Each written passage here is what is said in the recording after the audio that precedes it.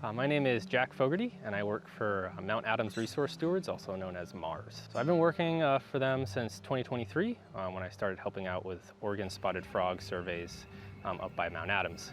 And since then, I've done bullfrog work up there, and then come down to the gorge for this year and last year as well. Bullfrog season does have a decent amount of variability. What you typically see in the spring as you go out is small frogs from the previous year's what we call metamorph season, tadpoles that have metamorphed into bullfrogs.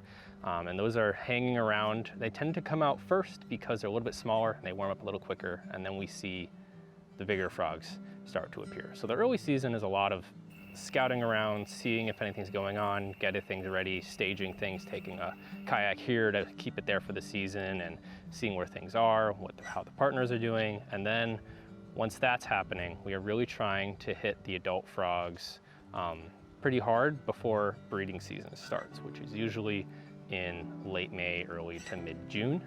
And from there, things can get really crazy. This year was odd. We think maybe because of lower water levels or just progress of removing bullfrogs, we didn't have a huge breeding event where we had multiple male bullfrogs calling and female bullfrogs coming into that. So for mid-season, we were really moving around a lot trying to figure out where they were so they didn't sneak past us without us knowing and lay a bunch of eggs. So we had some calling males that we were trying to get, and then also hundreds and thousands of small frogs coming up. And then now, from August through September, we just have armies of little frogs that have hatched. And the big goal there is to stop them from leaving those ponds and going to areas outside. So we're out here today at Turtle Haven, which a lot of these ponds here are pretty clear of bullfrogs. But what we had this year is a huge crop of juvenile frogs come up, and we had some rain in August, and so they started to disperse. So what we're concerned about now is getting those juvies out of ponds where they had previously been removed from establishment, and also find ponds that we may not know about yet and get those clear. Mount Adams Resource Stewards only started out in this area last year, and so we're still doing some scouting. We've gotten all the main ponds figured out.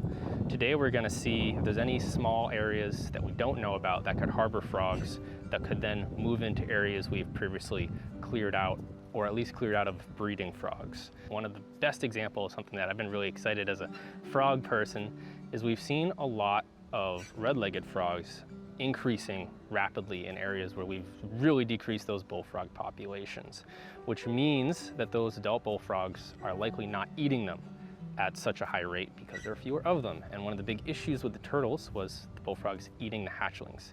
So that's a great indicator that hatchlings that may be in that area may actually survive that first year and then get big enough to continue to survive. So that's a really great indirect indicator of the progress we're making.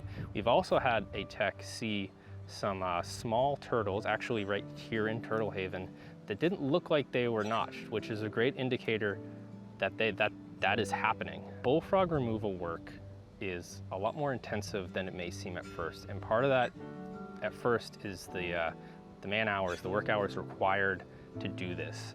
You have to be out every day putting constant pressure on these frogs for the entirety of the season. There have been other projects historically that we've read about and consulted with and done research on into how they approach this problem, and some will say they attacked this life stage or this life stage, or they just went after eggs. And as far as we can tell, you gotta hit every life stage and really put pressure on the entire population as a whole.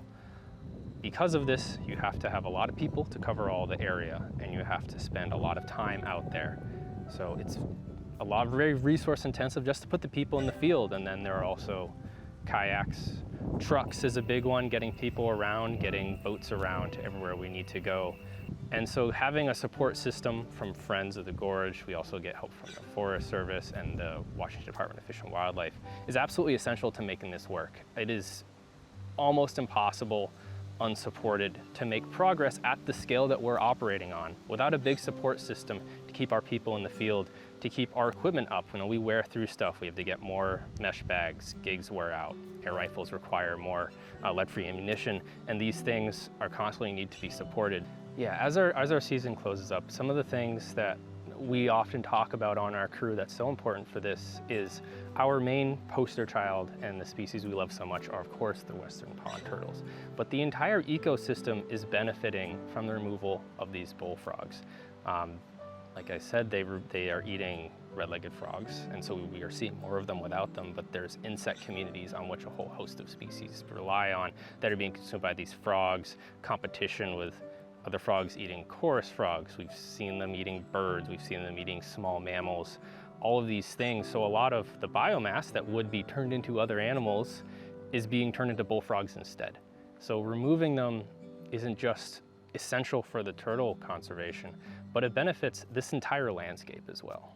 We here on the Bullfrog Removal Action Team are really looking forward to wrapping up this season and getting into next season. And thank you so much for joining us on the Bullfrog Diaries.